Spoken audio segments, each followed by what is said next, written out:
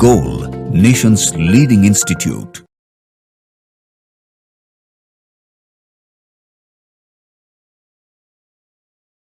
Hello students, today we are here to discuss the solution of AITS Flashback First held on 20th of July 2025. Let's start our discussion. Start from the question number first. Torque T, area A and density T, D are taken as fundamental quantities, then find the dimension of formula of viscosity, coefficient of viscosity. जानते हैं हम लोग coefficient of viscosity Neeta proportional यहाँ पे बताया गया कि torque की पावर मान लेते हैं x है, एरिया की पावर y है और यहाँ डेंसिटी की पावर z. विस्कोसिटी का जो कोफिशिएंट ऑफ विस्कोसिटी का यूनिट होता है वो पास्कल इंटू सेकेंड. दोनों तरफ डायमेंशन लिख लेंगे. पास्कल इंटू सेकेंड होने की वजह से यहाँ पे M L inverse T minus one. Proportionality sign को हटाए तो एक कांस्टेंट है, कांस्टेंट का कोई डायमेंशन नहीं. Torque just equivalent to work done, तो M L square T minus two की पावर यहाँ पे एक्स लिखे. एरिया यहाँ पे मीटर स्क्वायर तो हो जाएगा एल स्क्वायर की पावर वाई. और डेंसिटी होता है मास बाई वॉल्यूम, तो यहाँ पे लिखेंगे इसको एम एल माइनस थ्री की पावर जेड. सबके डायमेंशन को लिखें. फिर इसके बाद कंपैरिजन करेंगे. M L minus one T minus one इधर लिखे इज इक्वल टू एम की पावर इधर मिला x प्लस एम की पावर इधर दिखा z, तो m की पावर x प्लस z मल्टीप्लाई हो रहा है. फिर यहाँ पे l की पावर 2x है, मल्टीप्लाई इसके साथ तो प्लस 2y, मल्टीप्लाई इसके साथ तो माइनस 3z एंड टाइम यहाँ पे टाइम के मिला माइनस 2x. तो ये वैल्यू मिल गया हम लोग को. अब कंपेयर करेंगे m की पावर को, l की पावर को, x की पावर को. सबसे पहले यहाँ पे देखा t यानी कि minus 2x is equal to इस साइड में है माइनस वन, तो x यहाँ से आ गया 1/2. x का वैल्यू मिला 1/2. मास को कंपेयर किए तो x प्लस जेड बराबर यहाँ पे दिख रहा है 1 के बराबर, तो z इक्वल टू आ गया 1 माइनस x की वैल्यू पुट किए 1 माइनस 1/2, दैट इज ए भी आ गया 1/2, यानी z की पावर आ गया 1/2. यहाँ पे अगर t की पावर 1/2 तो d की पावर 1/2, तो ऑप्शन एक ही दिखने लगा. देखो यहाँ पे थर्ड तो रॉन्ग हो गया क्योंकि d की पावर 1/4 है, d की पावर 3/2 है, 5/4 है, रॉन्ग हो गए. तो आप डायरेक्ट यहाँ पे टिक कर सकते थे फर्स्ट ऑप्शन. फिर भी यहाँ पे इसको कंपेयर किए, दैट इज 2x प्लस 2y minus 3z is equal to, compare करने पे माइनस वन. x की वैल्यू 1/2, z की वैल्यू यहाँ पे 1/2 पुट किए तो y की वैल्यू यहाँ से मिलेगा माइनस का 1/4. तो ऑप्शन आपको दिखा यहाँ पे फर्स्ट, तो इसलिए आंसर होगा फर्स्ट. और नेक्स्ट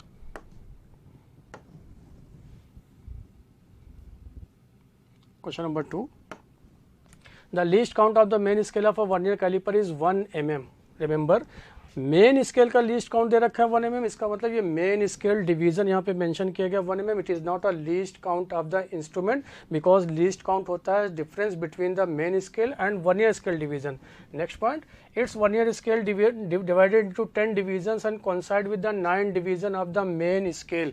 यानी कि फर्स्ट स्टेटमेंट्स ये लिख सकते हैं कि 10 डिवीजन ऑफ VSD इक्वल हो गया 9 division of MSD main scale division के, तो 1 VSD बता सकते हैं इक्वल टू होगा 9/10 ऑफ MSD के बराबर. जहाँ पे MSD दे रखा है आपको 1 mm, तो यहाँ से लीस्ट काउंट बता सकते हैं. Least count of the instrument जिसको वर्नियर कांस्टेंट भी बोलते हैं, ये होता है 1 of MSD minus 1 of VSD. Values put किए 1 of MSD minus 9/10 of MSD, जो कि आ गया आपके पास 1/10 ऑफ MSD. और MSD का वैल्यू आपके पास 1 mm डिवाइडेड बाई 10, इसको 1 into 10 to the power minus 4 metre में भी आप लिख सकते हैं. लीस्ट काउंट की वैल्यू आ गया.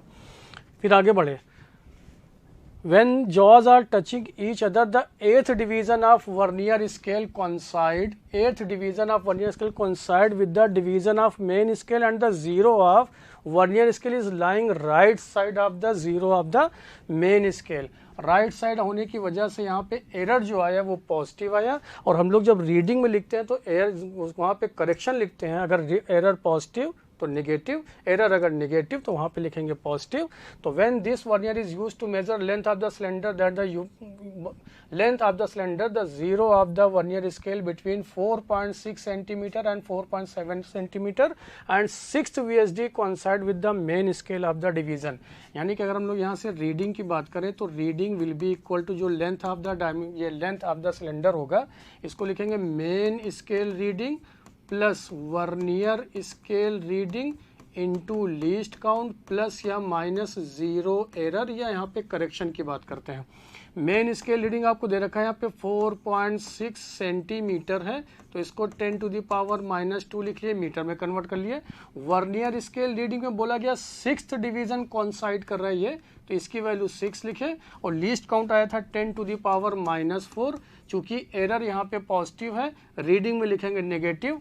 एरर के लिए बताया गया 8th डिवीजन, उसकी रीडिंग पाने के लिए इसको मल्टीप्लाई करेंगे लीस्ट काउंट से, तो ये वैल्यू आपको मिला। तो ये वैल्यू फिर से पुट किए तो 4.6 × 10⁻², ये -2 × 10⁻⁻4, ये आ गया आपके पास रीडिंग, जिसको बोला गया था लेंथ ऑफ द सिलेंडर बोला गया, इसी को लिख सकते हैं यहाँ पे लेंथ। इसको फिर फर्दर सॉल्व किए, फर्दर सॉल्व करने पे ये वैल्यू आ गया आपके पास 4.58 सेंटीमीटर। तो ऑप्शन यहाँ पे आपको दिखा 3। Next question number 3, match list first and list second. Magnetic induction first पूछा गया यहाँ पे मैग्नेटिक इंडक्शन। सिंस हम लोग जानते हैं F = I × B × L होता, तो यहाँ से मैग्नेटिक फील्ड उसी को बोलते हैं मैग्नेटिक इंडक्शन। ये हो जाएगा force divided by current into length. Dimension लिखे इसका MLT -2 डिवाइडेड बाई करंट है, तो फंडामेंटल यूनिट एम्पियर। ये हो गया लेंथ L, तो ये आ गया आपके पास MT -2 × A-1, यानी कि मैग्नेटिक इंडक्शन का होना चाहिए आपके पास ए का मैच करेगा, आपके पास आ गया MT -2 A-1, ए का थर्ड, तो ए का थर्ड दिख रहा है थर्ड में एंड फोर्थ में, तो ऑप्शन है तो थर्ड होगा तो फोर्थ होगा। नेक्स्ट यहाँ पे लिखा मैग्नेटिक फ्लक्स। फ्लक्स की बात करो तो phi = B × A होता है, A is the area of magnetic field यहाँ पे लिखा हुआ, तो ये आ जाएगा आपके पास ml² T -2 × A-1, ये मिला मैग्नेटिक फ्लक्स का। यानी कि यहाँ पे B का होना चाहिए अपने पास ml² T -2, तो B का होना चाहिए यहाँ पे फर्स्ट के बराबर, तो ये आ गया, मतलब B का फर्स्ट होना चाहिए, तो B का फर्स्ट एक ही दिखा, तो डायरेक्ट आप यहाँ से टिक कर सकते हैं ऑप्शन 4 को। मैग्नेटिक परमेबिलिटी का जो यूनिट होता है वो हम लोग लिखते हैं Nm/A², तो यहाँ से अगर आप लिखेंगे Nm/A², तो MLT -2 × A-2, ये आ गया परमेबिलिटी का। और लास्ट में लिखा हुआ मैग्नेटाइजेशन, ये होता है ऑलवेज, आपको पता है magnetic movement divided by volume. Magnetic movement को आप I × A divided by volume, area को L², वॉल्यूम को L, तो इसको I/L भी लिख सकते हैं, यानी एम्पियर/मीटर। तो आपको ये दिखा डी का होना चाहिए सेकंड, तो एक ही ऑप्शन दिख रहा है आपको 4। Next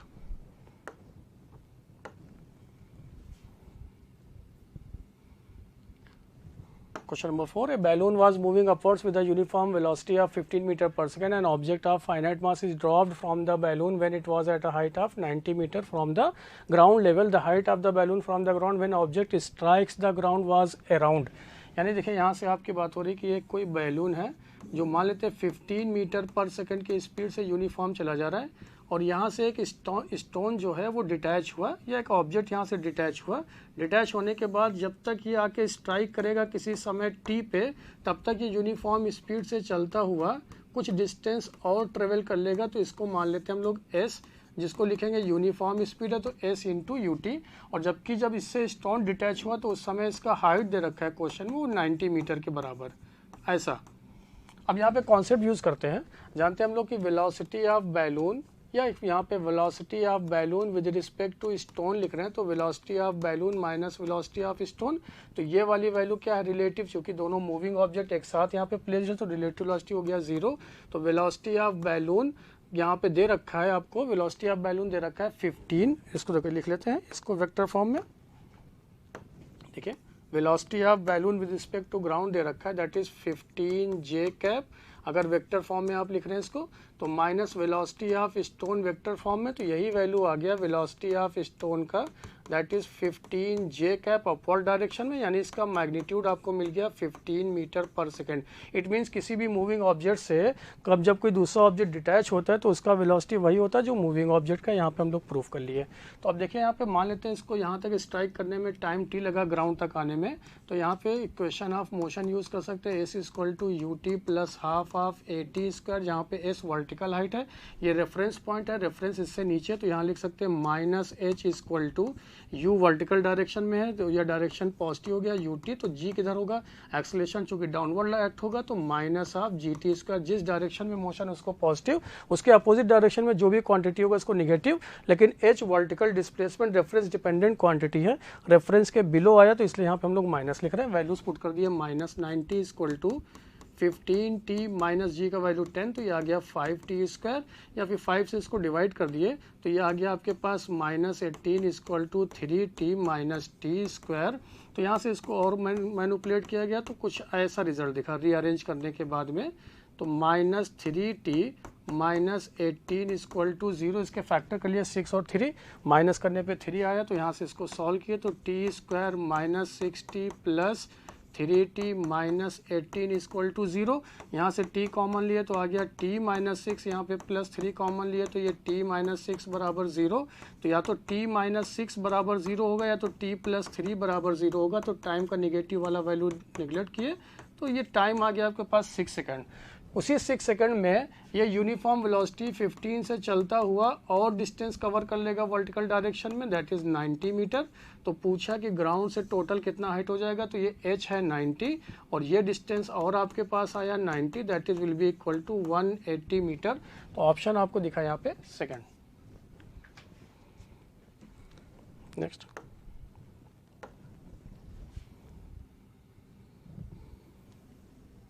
question number 5, a bullet of mass 0.2 kg moving horizontally with a speed 600 meter per second hits a wooden block of mass 5.8 kg kept on a horizontal rough surface।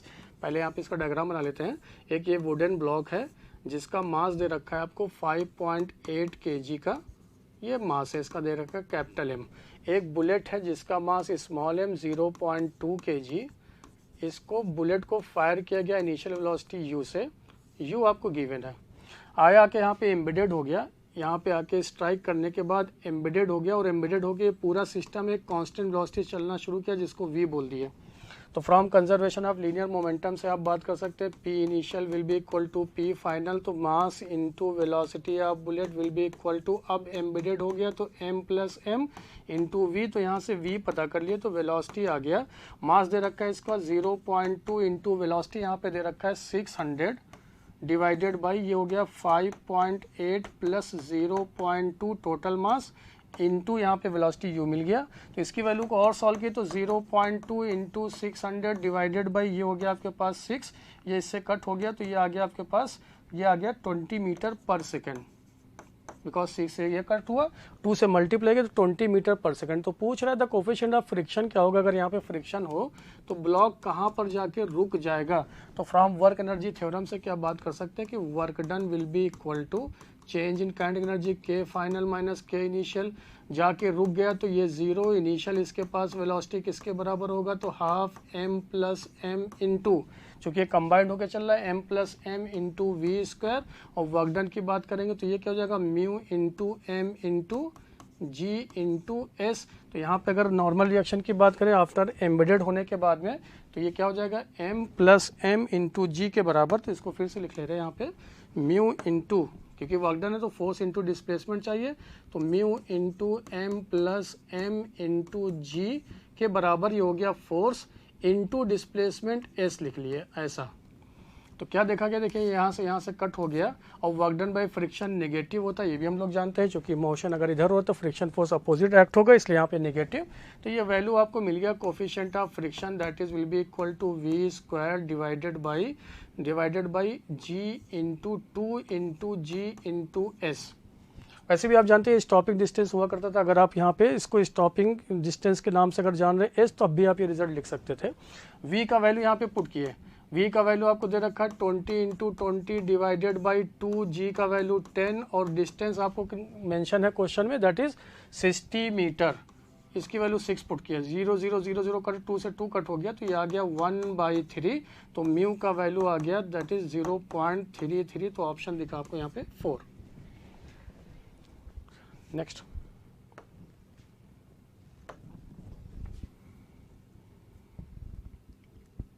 Question number 6, A particle of mass m, capital M, originally at rest is subjected to a force whose direction is constant but magnitude varies with time according to the relation F is equal to this, where F naught and T is the constant. The force acts only at the time interval T is equal to 2T दे रखा है आपको. The velocity of the particle after time 2T पूछा गया. तो देखिए अगर ये force दे रखा, मास दे रखा है, तो क्या इसी फोर्स को आप लिख सकते हैं मास इंटू एक्सेलरेशन. तो एक्सेलरेशन का एक रिजल्ट आपके पास आ गया. तो acceleration A will be equal to F naught divided by capital M. यहाँ पे इसकी वैल्यू को लिखे तो 1 माइनस ए माइनस बी का होल स्क्वायर, तो इसको ओपन कर दिए तो A square plus B square minus 2AB divided by, ये सब के साथ इंडिविजुअली इसको लिख लिए. ये रिजल्ट आ गया. ये आपके पास बचा यहाँ पे 4t स्क्वायर, ये भी हो गया 4t स्क्वायर और ये भी आपको मिला 4t स्क्वायर. थोड़ा सा रीअरेंज करना है इसको, यहाँ से आपको रिजल्ट आना शुरू हो जाएगा. तो यहाँ पे एक्सेलरेशन को लिख सकते हैं dv बाई dt, फिर क्रॉस मल्टीप्लाई कर देंगे तो ये वैल्यू आ गया आपके पास f naught divided by m. यहाँ पे 1 माइनस क्या इसको लिख सकते हैं T square divided by 4t square, minus में ये 1/4 बचा, माइनस से मल्टीप्लाई कर दे, टी स्क्वायर से टी स्क्वायर कट हो गया, ये प्लस हो गया, अगेन टी से टी कट हो गया, 2 से 2 कट हो गया, तो माइनस टी डिवाइडेड बाई ये 2t बचा. इतना रिजल्ट आपके पास आ गया. तो यहाँ से dv की बात करें तो dv will be equal to same relation f by m naught 1 minus T square divided by 4t square minus 1/4 plus T divided by 2t into whole dt. अब इंटीग्रेशन का साइन यूज किए तो t बराबर 0 पे ये 0, t बराबर 2t पे पूछ रहा, तो ये स्पीड v हो गया. अब सिंपली इसको इंटीग्रेट करेंगे तो यहाँ से रिजल्ट आया v equal to F naught divided by m. Just integrate किया गया. आपको पता है dt और 1 के साथ मल्टीप्लाई किए तो ये आ जाएगा आपके पास t, और लिमिट दे रखा है 0 से 2t. फिर यहाँ पे रिजल्ट इसकी बात कर रहे हैं 1/4t स्क्वायर, यहाँ पे कांस्टेंट है तो 1/4t square constant. T square dt का इंटीग्रेशन मिलेगा आपको t cube divided by 3, limit अभी भी 0 से 2t. फिर सेकंड इस स्टेप के पास है तो -1/4 कांस्टेंट है, dt का इंटीग्रेशन t 0 से 2t लिखे. फिर एक स्टेप और आ गया है तो +1/2t कांस्टेंट है, तो ये मिलेगा आपको t स्क्वायर डिवाइडेड बाई 2, और इसका इंटीग्रेशन करने पे ये फिर लिमिट है 0 से 2t, ऐसा लिखा गया. ये रिजल्ट आ गया. अब लिमिट यहाँ पुट करेंगे तो v equal to F naught by capital M upper limit 2t minus lower limit 0, upper limit यहाँ पे हो जाएगा आपके पास 8t cube, upper limit put कर रहे हैं यहाँ पे 8t क्यूब डिवाइडेड बाई ये हो गया 12t स्क्वायर, माइनस में 1/4, अपर लिमिट है 2t, लोअर लिमिट 0 है, प्लस 1/4t 2 से मल्टीप्लाई, अपर लिमिट यहाँ पुट किए तो ये आ गया आपके पास 4t स्क्वायर. रिजल्ट कुछ ऐसा दिखा 4t स्क्वायर, और ये आ गया आपके पास 4t. देखिए 4 से 4 कट हो गया, t से t कट हो गया, कुछ यहाँ पे इधर कट हुआ, ये वैल्यू आपको मिला. तो v इक्वल टू फिर से इसको रीअरेंज किए f naught divided by m, यहाँ से t कट हो गया तो ये मिला 2t माइनस यहाँ पे 4 से कट कर दे रहे हैं तो ये 2t डिवाइडेड बाई 3 मिला आपको, क्योंकि t की से t कट हो गया, माइनस ये मिला आपको t बाई 2. फिर यहाँ से 4 से 4 t से t कट हो गया तो ये प्लस t आ गया, 2t और t मिलके हो गया आपके पास. देखिए v equal to F naught divided by m, ये हो गया 3t माइनस. अब यहाँ पे इसको माइनस कॉमन लेने के बाद यहाँ पे एलसीएम ले लिए तो ये हो गया 6, तो ये मिला आपको 4t प्लस 3t. इसको फिर से रीअरेंज किए, क्रॉस मल्टीप्लाई किए तो 18 हो गया, और यहाँ पे -7, तो ये देखिए आपके पास रिजल्ट आ गया. तो दिखा आपको 18 - 7 आ गया 11f not divided by 6m into T के बराबर. तो 11f not T divided by 6m, तो ऑप्शन आपको दिखा यहाँ पे first. Next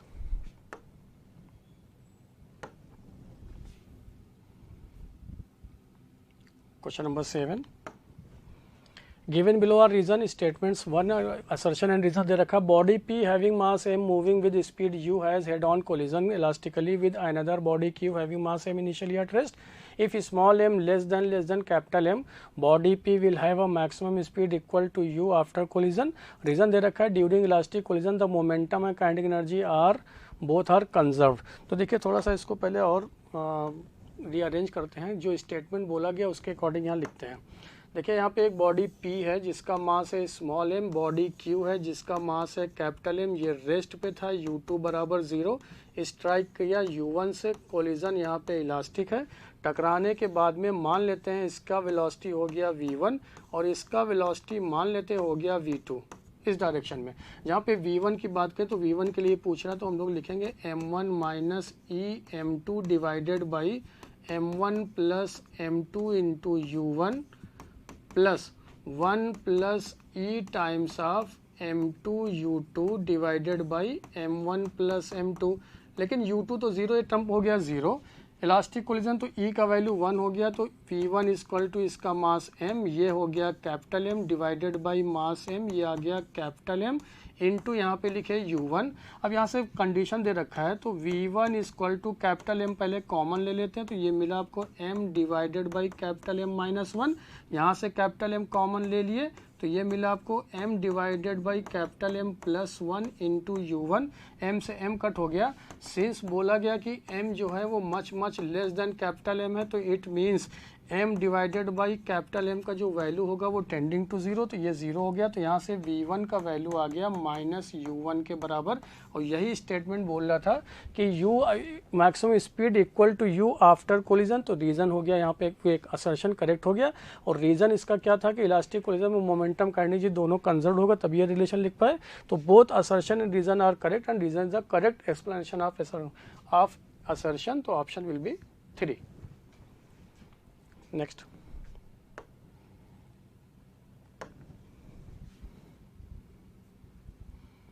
question number 8. A student measures the time period of 100 oscillations of a simple pendulum 4 times. The data set is 91 second, 95 second, 96 and 94 second. If the minimum division in the measuring clock is 1 second, minimum division दे रखा है 1 second, the reported mean time should be. तो ये कुछ ऐसा दे रखा है कि यहाँ पे सबसे पहले आपने पता किया कि मीन टाइम की वैल्यू क्या होगी, जो very close to the actual value होगा। तो सारे टाइम पीरियड को ऐड किए और उसका मीन पता किए तो डिवाइड बाई 4 लिखे।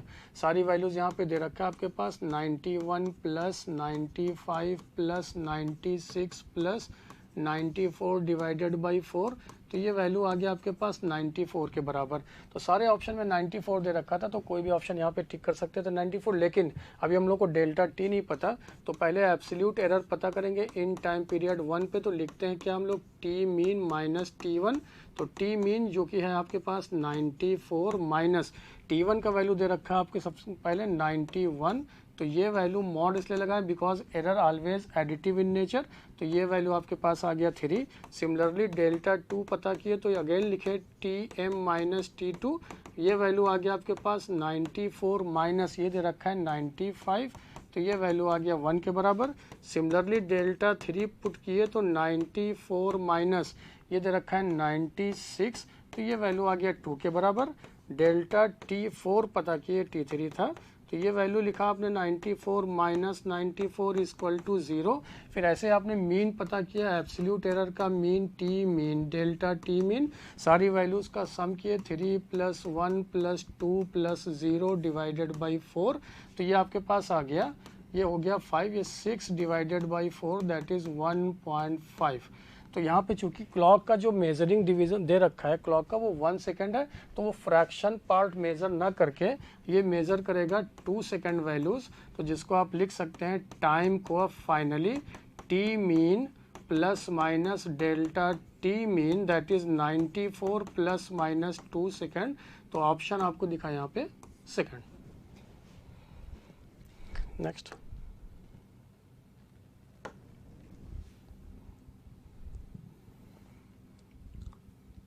question number 9. An object of mass 8 kg is thrown vertically upward from the ground. The air resistance produces a constant retarding force of 20 Newton throughout the motion. The ratio of time of ascent to the time of descent will be equal to.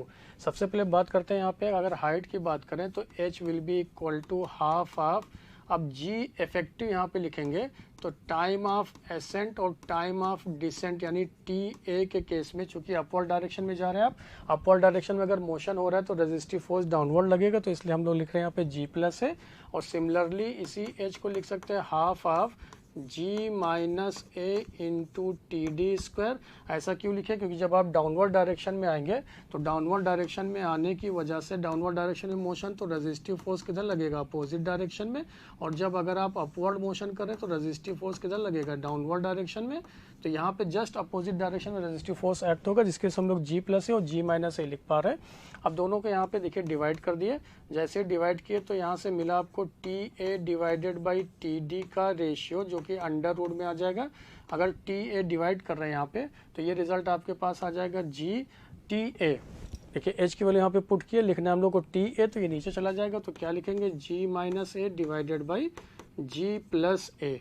सारी values आपको दे रखा है। यहाँ पे जी की value 10 put किए, लेकिन आया बात यहाँ पे एक्सेलरेशन का। तो एक्सेलरेशन के लिए देखिए यहाँ पे पुट किया गया, क्योंकि फोर्स दे रखा है आपको, मास दे रखा है। क्योंकि एक्सेलरेशन के लिए हम लोग बात करेंगे तो ये हो जाएगा force divided by mass. Force का वैल्यू दे रखा है आपको 20 डिवाइडेड बाई मास दे रखा है आपको 8। तो आपने इसको लिखा 10/4, दैट इज जो कि आ गया 5/2। तो यहाँ पे वैल्यू आपने लिखा 5/2 divided by 10 plus 5/2। Cross multiply किए तो 20 माइनस 5 तो ये आ गया 15। सिमिलरली 20 प्लस 5/2 कट हो जाएगा, तो ये हो गया 25, जिसको आप अगर और सही से लिखें तो ये हो गया 3 डिवाइडेड बाई 5। तो ऑप्शन आपको दिखा अंडर रूट 3 डिवाइडेड बाई 5, तो आ गया 4। Next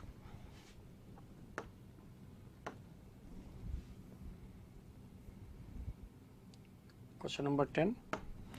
Two projectile thrown at 45 degree 60 degree with the horizontal respectively reach the maximum height in same time the ratio of their initial velocity। देखिए अगर maximum height की बात किया गया तो मैक्सिमम हाइट यहाँ पर एट मैक्सिमम हाइट तो वर्टिकल कंपोनेंट वेलोसिटी का 0, सिर्फ हॉरिजॉन्टल कंपोनेंट अवेलेबल। तो यहाँ से यहाँ तक आने में जो समय लगता है उसको टाइम ऑफ एसेंट बोलते हैं, जो कि होगा u sine theta divided by g। तो यहाँ पे आपसे बोला गया कि स्पीड सेम है तो t प्रोपोर्शनल दिखेगा आपको साइन थीटा के, और यहाँ पे सॉरी डिफरेंट स्पीड दे रखा है तो यहाँ पे u साइन थीटा के प्रोपोर्शनल, तो आप लिख सकते हैं t1/t2। देखिए बोला गया था reach the maximum height in same time, तो यहाँ पे टाइम अगर सेम हो गया, देखिए टाइम सेम है, फिर से इसको रीअरेंज कर ले रहे हैं, टाइम सेम है तो क्या आप बता सकते हैं कि u साइन थीटा का जो प्रोडक्ट होगा वो कांस्टेंट हो जाएगा। इसका मतलब u1 sine theta 1 will be equal to u2 sine theta 2। पूछा गया आपसे u1/u2 तो हो जाएगा साइन थीटा 2। थीटा 2 है आपके पास 60 डिग्री डिवाइडेड बाई ये दे रखा आपके पास 45 डिग्री। ये हो गया √3/2 डिवाइडेड बाई ये 1/√2। इसको और रीअरेंज किए तो √2 इंटू √3 डिवाइडेड बाई 2। 2 से √2 से ऊपर नीचे मल्टीप्लाई कर दिए तो ये वैल्यू आ गया अंडर√3 डिवाइडेड बाई अंडर√2। तो ऑप्शन आपको दिखा यहाँ पे फर्स्ट। नेक्स्ट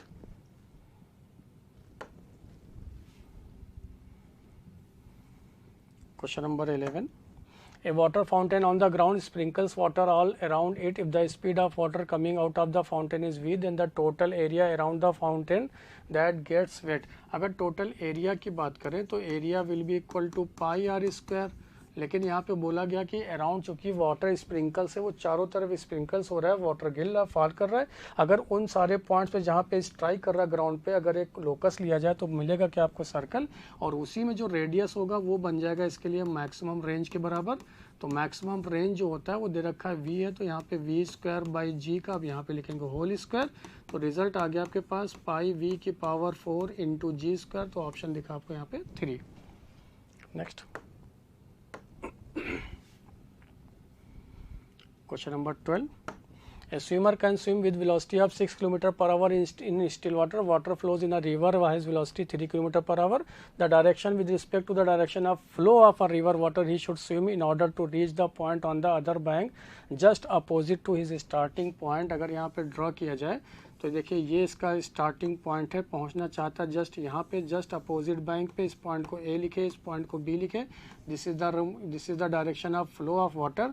तो मैन बोट को इधर लेके चलेगा स्पीड v से। This is the velocity of boat with respect to water, यहाँ पे लिख रहे हैं हम लोग। और ये है velocity of river with respect to ground, जो फ्लो कराएगा तभी मैन इस स्पीड से जस्ट अपोजिट बैंक में पहुंच जाएगा। तो पूछा है कि डायरेक्शन ऑफ फ्लो से किस एंगल पे, तो यहाँ पे थीटा लिखे और जानते हैं हम लोग थीटा चूंकि 90 से बड़ा हो गया और इस केस में जस्ट अपोजिट पॉइंट में जाने के लिए इसके पास ड्रिफ्ट क्या मिलेगा 0। उससे जब सॉल्व करते तो रिजल्ट आता है cos theta equal to minus U by V. तो कॉस थीटा का वैल्यू यहाँ पे पुट किया, यू दे रखा है आपको माइनस, ये दे रखा है 3 किलोमीटर पर आवर, ये वैल्यू दे रखा है 6 किलोमीटर पर आवर, ये आ गया -1/2 जो कि होता है कॉस ऑफ 120 डिग्री। तो थीटा की वैल्यू आ गया 120 degree from the down stream. तो ऑप्शन दिखा आपको second. Question number 13, given in the figure are two blocks A and B of weight 40 Newton and 160 Newton respectively. These are the being pressed against the wall by a force F as shown. If the coefficient of friction between the blocks is 0.2 and between block B and the wall is 0.25, the frictional force applied by the wall on the block. देखिए यहाँ पे ये नहीं बताया गया कि sliding condition upward है या डाउनवर्ड है, तो ये एज्यूम कर सकते हैं कि अगर फोर्स लगा के दोनों ब्लॉक को किसी सरफेस के अलॉन्ग अगर रोक के रखा गया तो ये कंडीशन इक्विलिब्रियम में है। अगर ये कंडीशन इक्विलिब्रियम में है तो हर एक अगर एबीडी ड्रॉ कर ले हम लोग तो एफबीडी की हेल्प से आपको आंसर दिख जाएगा। तो एफबीडी आप पहले ए का ड्रॉ किए, ए की बात करें तो ए पे लगने वाला सबसे पहले इसका वेट होगा डब्ल्यू। दूसरी बात है कि इधर लगा रहे हैं फोर्स अप्लाई कर रहे हैं तो कैपिटल एफ, और चूंकि ये ब्लॉक बी के कांटेक्ट में तो ब्लॉक बी इसके ऊपर एक नॉर्मल रिएक्शन एक्सर्ट करेगा, वो लिख रहे हैं हम लोग N1। और यहाँ पे ये टेंडेंसी होगी चूंकि इसके पास एक्सटर्नल फोर्स हो गया ये, क्योंकि ये इसको बैलेंस कर रहा है तो एक्सटर्नल फोर्स W की वजह से स्लाइड करना चाहेगा, तो फ्रिक्शन फोर्स एक्ट होगा इसके अपवर्ड डायरेक्शन में। पहले ये लिख लिए, फिर ये ए का एफबीडी है, ऐसे हम लोग एफबीडी बनाएंगे। अब बी के लिए बात कर रहे हैं, FBD of B, FBD of capital B. Equilibrium condition में बात करें तो सबसे पहले ये अगेन आ गया, इसका वेट W2 लिखे, फिर ये ग्राउंड के इसके वॉल के कांटेक्ट में तो वॉल इसके ऊपर एक नॉर्मल रिएक्शन एक्सर्ट करेगा, ये कैपिटल N लिख रहे हैं। लेकिन ए के साथ भी कांटेक्ट में तो ये normal force remain same because action reaction pair बनेगा। अगर एक्शन रिएक्शन पेयर बना, फिर दूसरी बात है इस ब्लॉक बी के लिए एक्सटर्नल फोर्स, अब फिर क्या दिख रहा है आपके पास वेट W2, जिसकी वजह से स्लाइड करने की टेंडेंसी किधर होगी डाउनवर्ड, तो इस पे लगने वाला फ्रिक्शन फोर्स किधर होगा अपवर्ड डायरेक्शन में। लेकिन चूंकि ये ए के साथ भी कांटेक्ट में है जिसकी वजह से फ्रिक्शन फोर्स किधर लगेगा डाउनवर्ड डायरेक्शन में, क्योंकि यहाँ पे इक्विलिब्रियम कंडीशन को मेंटेन करना, तो अगर इसके लिए अपवर्ड है तो इसके लिए किधर आ जाएगा डाउनवर्ड। तो एट इक्विलिब्रियम कंडीशन में क्या हम लोग लिख सकते हैं कि F1 will be equal to W1, और यहाँ पे इस कंडीशन के लिए लिख रहे हैं हम लोग F2 will be equal to F1 plus W2, और F1 किसके बराबर दे रखा है W1 के बराबर इक्विलिब्रियम में। W2 दोनों का वेट यहाँ पे बताया गया, तो 440 प्लस 160, तो ये आ गया 200 न्यूटन, ये फ्रिक्शन फोर्स एक्ट होगा ब्लॉक बी पे। तो ऑप्शन आपको दिखा यहाँ पे 4। नेक्स्ट,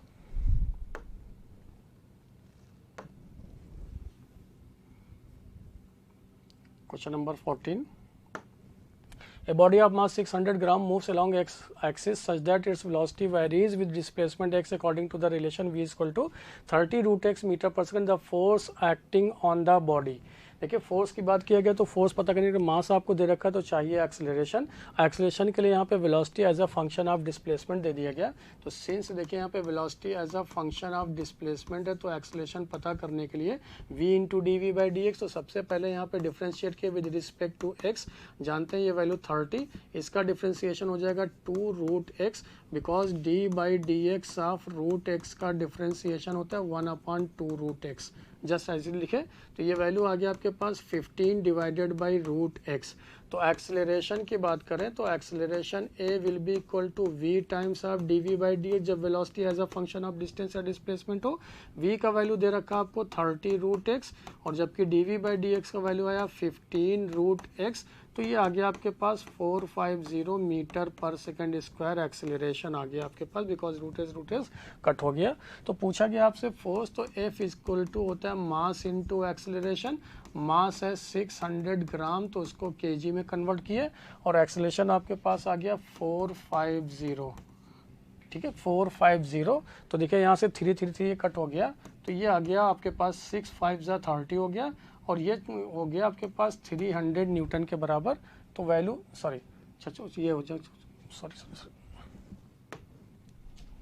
एक मिनट उसको फिर से लिख ले रहा है, मल्टीप्लाई करना है यहाँ पे, बिकॉज ये इससे कट हो गया, तो ये आ गया 6 5 30, और ये हो गया 270 न्यूटन आ गया आपके पास। तो ऑप्शन आपको दिखा यहाँ पे first. Next.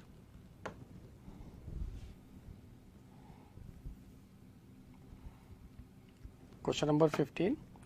500 balls each of mass m moving with the speed v simultaneously strikes a wall normally and reflected back with the same speed. यानी ये बात आगे, अगर कोई वॉल है ऐसा, बॉल ऐसे आके टकराया स्पीड v से, टकराया, टकराने के बाद में रिफ्लेक्ट बैक हो गया, ये देखिए reflect back with the same speed, तो बता सकते हैं यहाँ पे चेंज इन जो मोमेंटम होगा delta P will be equal to, जिसको लिखते हैं P final minus P initial.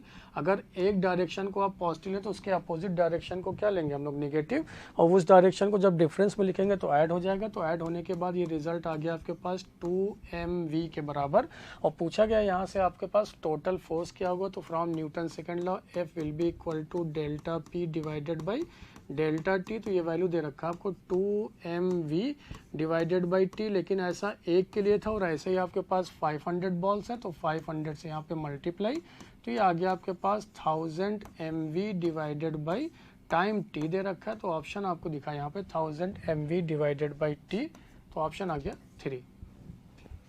Next question number 16.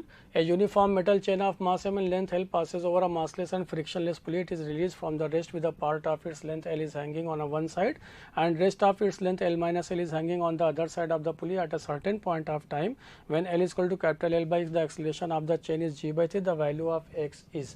देखिए अगर हम लोग यहाँ पे बात करें तो क्या ये एटवुड मशीन दिख रहा है आपको, एटवुड मशीन के लिए एक्सेलरेशन क्या होता है, तो लिखेंगे यहाँ पे m2 minus m1 divided by m2 plus m1 into g, जहाँ पे m2 है यह इस पोर्शन का मास m2 है, इस वाले पोर्शन का मास m1 है, जिसकी वजह से यहाँ पर रिलेटिव मोशन स्टार्ट होगा। कैसे, अगर ये एक्सेलरेशन a से गया तो ये ऊपर गया, तो यहाँ पे दे रखा है एक्सेलरेशन, इसी एक्सेलरेशन का वैल्यू आपको दे रखा है g/3 equal to that is m2 minus m1 divided by m2 plus m1 into G, constant motion का एक पार्ट है, तो यहाँ से ये रिजल्ट आ गया। तो ये वैल्यू आपने यहाँ से सॉल्व करेंगे तो 1/3 इज इक्वल टू, अब m2 का वैल्यू जानते हैं हम लोग, यहाँ पे दे रखा है कि l लेंथ का मास है यहाँ पे कैपिटल M, देखिए l लेंथ का मास है capital M, unity method use किए तो 1 लेंथ का मास कितना हो जाएगा m/l, तो स्मॉल l लेंथ का मास कितना हो जाएगा भाई, तो capital m/l into small l लिखे। सिमिलरली l माइनस l का मास कितना हो जाएगा, तो m/l into l minus l लिख लिए।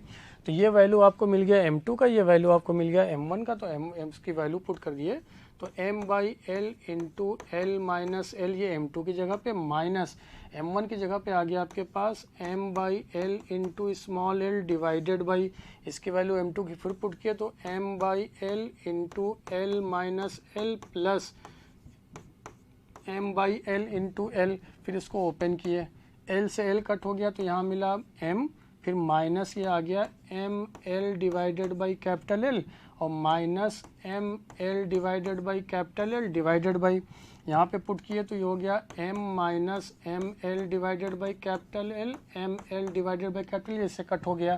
तो यहाँ से ये रिजल्ट आ गया आपके पास m माइनस ये दिखा 2mll divided by capital M का वैल्यू, क्रॉस मल्टीप्लाई कर लेते हैं। जैसे क्रॉस मल्टीप्लाई करेंगे तो 1/3, देखिए यहाँ से रिजल्ट लिख रहे हैं हम लोग m is equal to cross multiply किए is equal to 3m minus 6ml divided by l, इधर ले आते हैं तो 6ml divided by capital L is equal to 2m, m से m कट हो गया तो l divided by capital L यहाँ पे दिखा आपको 1/3 दिख रहा है, यहाँ से 2 से इससे कट हो गया। तो पूछा गया आपसे l/x, तो स्मॉल l जो होगा वो आ गया कैपिटल L डिवाइडेड बाई 3, तो x का वैल्यू कंपेयर करने पे कितना दिखा आपको 3 के बराबर, तो ऑप्शन आ गया यहाँ पे सेकंड। नेक्स्ट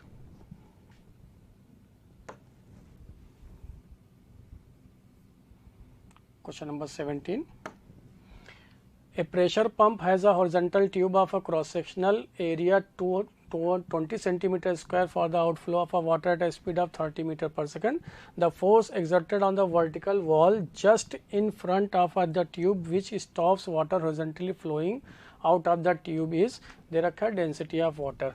देखिए हम लोग जानते हैं यहाँ पे rate of flow of water की बात करें तो Q बराबर A into V, and force जिसको थ्रस्ट फोर्स बोलते हैं ये होता है rho into Q into V के बराबर, जिसको Q की वैल्यू फिर से आप पुट करें तो रो ए वी स्क्वायर, जस्ट ये फार्मूला यूज़ कर रहे हैं। तो ये रेजिस्टिव फोर्स, तो यहाँ पे डेंसिटी दे रखा है 1000 यहाँ पे, तो वैल्यू पुट कर दिए 1000 इंटू एरिया आपके पास 20 सेंटीमीटर स्क्वायर, तो 20 इसको -4 लिख लिए, और स्पीड आपको दे रखा है 30 इंटू 30 के बराबर, 30 इंटू 30, तो ये आप आ जाएगा आपके पास 1800 न्यूटन के बराबर। तो ऑप्शन आपको दिखा यहाँ से 4। नेक्स्ट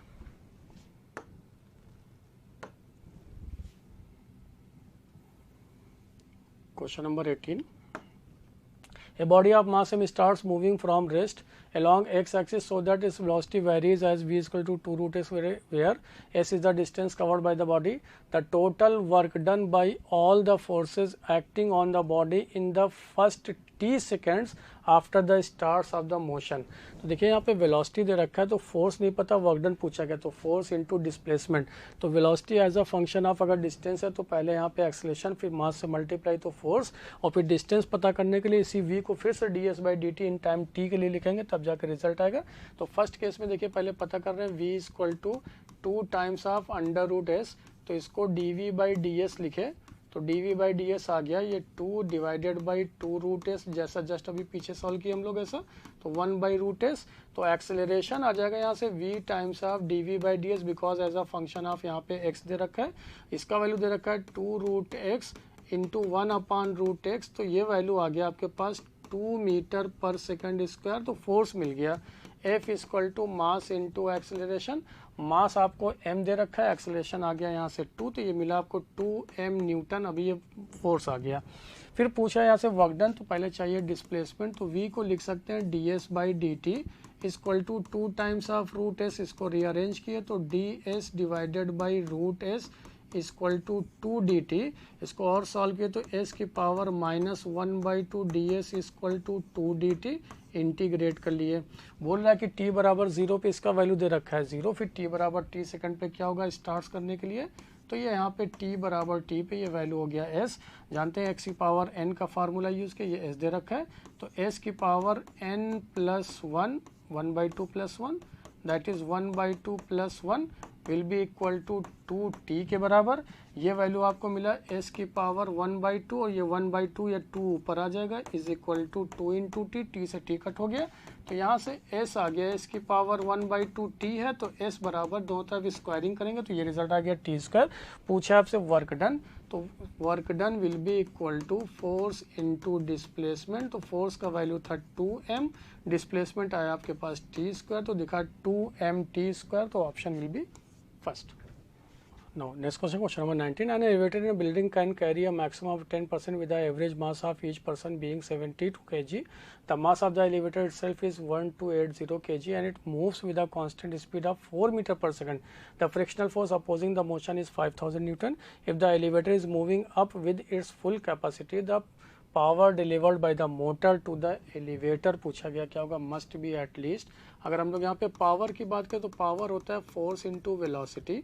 फोर्स की बात करें तो यहाँ पे चूंकि जान रहे हैं कि वेलोसिटी कांस्टेंट वेलोसिटी मूव कर रहा है तो सिस्टम के ऊपर एक्सेलरेशन क्या हो जाएगा 0, तो यहाँ पे जो फोर्स होगा वो m of total mass into g plus साथ साथ में फ्रिक्शनल फोर्स जो इसके जस्ट अपोजिट डायरेक्शन में एक्ट होगा, तो फ्रिक्शनल फोर्स ये लिखे, तो total mass 72 plus 1280 total mass into 10 से मल्टीप्लाई प्लस 5000, इसको सॉल्व किए तो आया 25 into 10 to the power 3 newton, ये F मिला आपको, इसकी वैल्यू को यहाँ पे पुट कर दिए, तो पावर पता करने के लिए 25 into 10 to the power 3, velocity दे रखा है 4, तो ये आ गया आपके पास 100 किलो वाट के बराबर, तो ऑप्शन आपको दिखा यहाँ पे 3। Next,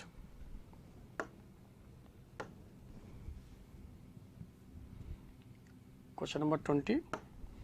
A particle of mass m with the initial velocity u I cap collides perfectly elastically with the mass 4m at rest. The particle of mass M moves with the velocity V J cap after collision then V is given by. देखिए question कुछ ऐसा बोल रहा कि एक यहाँ पे particle है, इस डायरेक्शन में गया वेलोसिटी यू आई कैप से, जिसका मास दे रखा है m, और ये स्ट्राइक किया जिसका मास दे रखा है 4m, जो रेस्ट पे था u2 बराबर 0 इलास्टिकली, तो e का वैल्यू हो गया 1। फिर आफ्टर कोलिजन ये m वाला जो है ये मूव करना शुरू कर दिया वी जे कैप से, इस डायरेक्शन में वी जे कैप से स्मॉल m वाला। तो मान लेते हैं ये जो 4m वाला मास का पार्टिकल है वो इस डायरेक्शन में चलना शुरू किया स्पीड v से। तो from conservation of linear momentum आप लिख सकते हैं p initial will be equal to p final. तो p इनिशियल लिखे तो आ गया m into U I cap will be equal to, ये मिला m v j cap plus, यहाँ पे चूंकि ये रेस्ट पे था, plus 4m into we two, इसका डायरेक्शन नहीं पता इसलिए वेक्टर फॉर्म में लिख लिया। फिर देखिए इसको और सॉल्व किए तो m u minus M V, sorry इसको वेक्टर फॉर्म में लिख सकते हैं फिर से। देखिए यहाँ से पहले m से m कट हो गया, m से m कट होता चला गया, तो ये U I cap minus V J cap equal to 4v2 मिला। तो जिसका मैग्नीट्यूड फॉर्म में अगर लिखें तो v2 का magnitude will be equal to 1 by, यहाँ पे मिलेगा 4, ये वैल्यू आ गया 4v2, तो नीचे यहाँ पे डिवाइड कर लेंगे 1/4, तो अंडर रूट, ये आप जानते हैं u का स्क्वायर प्लस v का square, coefficient of i cap का square, coefficient of j cap का स्क्वायर। तो क्या इसको स्क्वायरिंग फॉर्म में लिखें तो v2 स्क्वायर हो गया 1/16 times of U square plus V square. एक ये रिजल्ट आया आपके पास v2 स्क्वायर। जैसे ये रिजल्ट आ गया तो पूछा था particle v after collision then v is given by, पूछा गया v हम लोगों से, और अभी हम लोग पता किया यहाँ पे v2 क्या होगा। तो दूसरी बात क्या कर सकते हैं, क्या एनर्जी कंजर्वेशन लगा सकते हैं, बिकॉज यहाँ पे कोलिजन कैसा है, इलास्टिक, तो initial kinetic energy will be equal to final kinetic energy. Initial kinetic energy था half of m into u square, जबकि फाइनल काइनेटिक एनर्जी है half of m v square plus half of 4 into M into we two square, m half cut हो गया, तो यहाँ से लिखे you square बराबर हो गया ये वी स्क्वायर प्लस, यहाँ से हाफ एम कट होने की वजह से 4, और वी टू स्क्वायर का वैल्यू यहाँ से पुट कर दिए इंटू 1/16, ताकि अननोन एक यू मिलेगा, तो U square plus V square. तो यहाँ पे यू के टर्म में आंसर है, अननोन अपने पास वी है, तो ये हो गया यहाँ पे 4 कट हो गया, तो ये U square minus U square divided by 5 equal to V square plus V square divided by 4, तो ये आ गया 5/4 ऑफ वी स्क्वायर। तो ये मिला आपको 3u square divided by 4 equal to 5/4 of U square, 4 से 4 कट हो गया, सॉरी ये है आपके पास वी स्क्वायर, ऐसा रिजल्ट। तो यहाँ से 4 से 4 कट हो गया, तो ये मिला आपको 3u square equal to 5v square, तो v आ गया यहाँ से अंडर रूट 3/5 ऑफ u बाहर, तो ऑप्शन आपको दिखा यहाँ से सेकंड। नेक्स्ट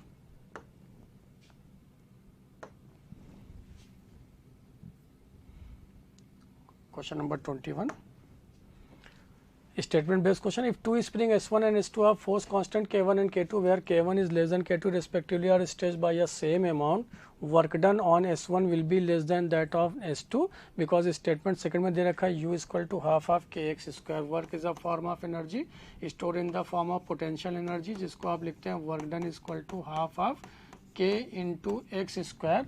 और बोला गया यहाँ पे कि फोर्स कांस्टेंट यहाँ पे k1 k2 है, सेम अमाउंट में स्ट्रेच्ड किया गया, तो यहाँ पे x कैसा हो गया कांस्टेंट। अगर यहाँ पे k1 लेस देन k2 हुआ तो it means work done in spring 1 भी लेस देन हो जाएगा वर्क डन इन स्प्रिंग 2। तो यहाँ पे स्टेटमेंट 1 तो करेक्ट हो गया, और यहाँ पे जिसका रीजन क्या था वो एनर्जी, तो both statement 1 and statement 2 are correct, तो option will be 3। Now next question, question number 22. The area of cross section of a rope used to lift a load by a crane is 4 × 10⁻⁴ meter square. The maximum lifting capacity of the crane is 15 metric ton. To increase the lifting capacity of the crane to 45 metric ton, the required area of cross section of the rope should be, यानी क्या यहाँ पे कैसा बोल सकते हैं according to Pascal's law, तो P1 बराबर P2, चूँकि लिफ्टिंग कैपेसिटी की बात कर रहे हैं यहाँ पे, तो पावर हो जाएगा force divided by area will be equal to force divided by area.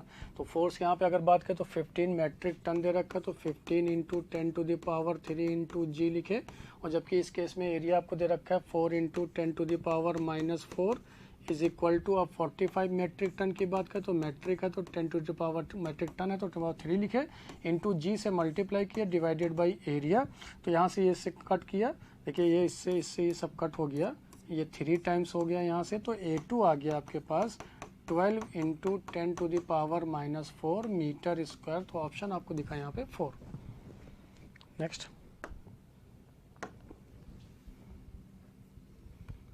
Question number 23, a bomb is dropped by a fighter plane flying horizontally to an observer sitting the plane, the trajectory of the bomb is। देखिए अगर plane की बात करें तो velocity of plane आपको मिला, यहाँ पे वेलोसिटी ऑफ प्लेन की बात करें तो वो है V I cap horizontal direction में। लेकिन जैसे ही बॉम्ब को ड्रॉप किया तो बॉम्ब के पास 2 वेलोसिटी होगा, एक तो उसके पास मोशन होगा ड्यू टू ग्रेविटी की वजह से डाउनवर्ड, और चूंकि ये प्लेन से जो हॉरिजॉन्टली मूव कर रहा है तो इसके पास एक वेलोसिटी का कंपोनेंट इस डायरेक्शन में भी होगा जो एक्स में होगा, यानी कि इधर इसके पास वी एक्स होगा और वी वाई होगा। तो यानी अगर हम लोग यहाँ पे वेलोसिटी ऑफ बॉम्ब की बात करें तो velocity of bomb just immediate जब ये फायर किया गया तो यहाँ से लिख सकते हैं हम लोग वी एक्स, जो कि वेक्टर फॉर्म है तो वेक्टर फॉर्म लिख लेते हैं। वेलोसिटी ऑफ ये हो गया एक्स डायरेक्शन में V X I cap minus we Y J cap. तो पूछा गया कि velocity of bomb with respect to plane, जो मैन प्लेन में बैठा हुआ है उसके रिस्पेक्ट में वेलोसिटी क्या हो जाएगा, तो लिखेंगे velocity of bomb minus velocity of plane. और यहाँ पे वेलोसिटी ऑफ बॉम्ब की बात करें तो V X I cap minus we Y J cap, minus की चूंकि डाउनवर्ड डायरेक्शन में है और प्लेन हॉरिजॉन्टली तो minus V X I cap, तो वी एक्स आई कैप यहाँ पे वी एक्स है तो वी एक्स लिख ले रहा है, ये कट हो गया इससे, तो मिला आपके पास minus we Y J cap. तो velocity of bomb with respect to person जो सिटिंग इनसाइड द प्लेन है, देखा उसको वर्टिकली डाउनवर्ड, और मोशन कैसा हो रहा है सिर्फ एक डायरेक्शन में तो स्ट्रेट लाइन होगा। तो ऑप्शन आपको दिखा यहाँ पे 4, straight line vertically down to the plane, option will be 4। Next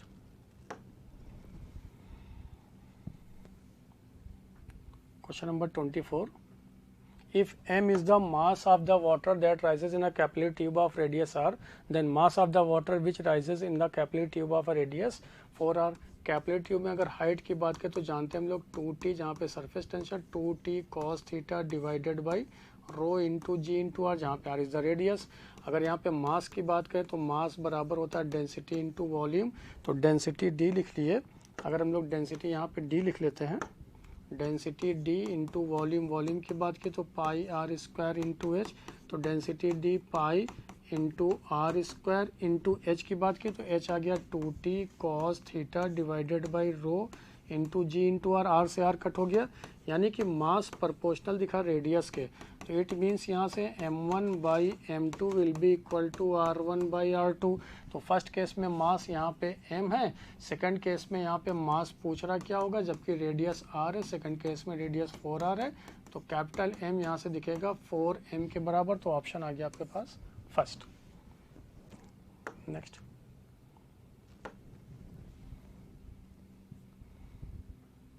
Question number 25.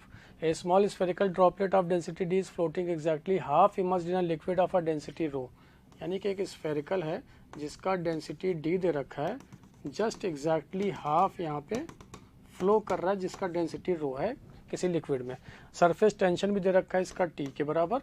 The radius of the droplet is, चूंकि ये फ्लोटिंग कंडीशन में तो इट मीन्स यहाँ पे ये अपवर्ड फोर्स और डाउनवर्ड फोर्स के बराबर हो जाएगा यहाँ पे, तो यानी कि weight of the sphere, weight of sphere will be equal to buoyancy force, force due to liquid, और साथ साथ में force due to surface tension के बराबर अगर होगा तो ये फ्लोटिंग कंडीशन में आ गया।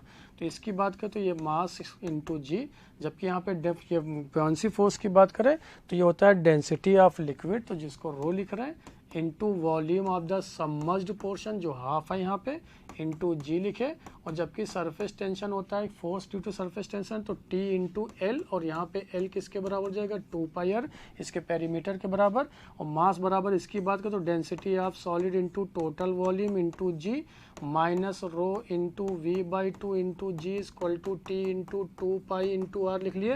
यहाँ पे वॉल्यूम क्या होता है, यहाँ पे वॉल्यूम जानते हैं स्फेरिकल शेप का, तो टोटल वॉल्यूम जाएगा 4/3 pi are cube into D, यहाँ पे डी माइनस रो बाई 2 लिखे into G is equal to T into 2 pi into capital R. तो एक आर से आर कट हो गया, पाई से पाई कट हो गया, इसको थोड़ा सा और रीअरेंज किए, पूछा गया रेडियस क्या हो जाएगा, तो यहाँ से देखिए आर स्क्वायर बचा यहाँ पे into 4/3 into 2d minus rho divided by 2 into g बराबर ये आ गया आपके पास 2t के बराबर, बिकॉज पाई आर यहाँ से कट कर दिए। फिर देखिए 2 से यहाँ से 2 ये इससे कट हो जाएगा, 2 2 2 4 कट हो गया, तो रिजल्ट आपके पास आ गया r square is equal to 3t divided by 2d minus rho into g. तो आर बराबर क्या हो जाएगा, तो under root 3t divided by 2d minus rho into g का ऐसा जहाँ दिखा वो ऑप्शन, तो 3t 2d minus rho into g, तो ऑप्शन आपको दिखा यहाँ पे second. Next question, question number 26, streamline flow is more likely for liquids with, ये प्रॉपर्टी बेस्ड क्वेश्चन जिस पे होना चाहिए अगर स्ट्रीमलाइन फ्लो है तो वहाँ पे लिक्विड की प्रॉपर्टी चाहिए low density and high viscosity.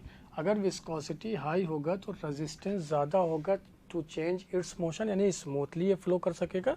तो इसके अकॉर्डिंग कंडीशन दिखा आपको high viscosity and low density, तो option will be first.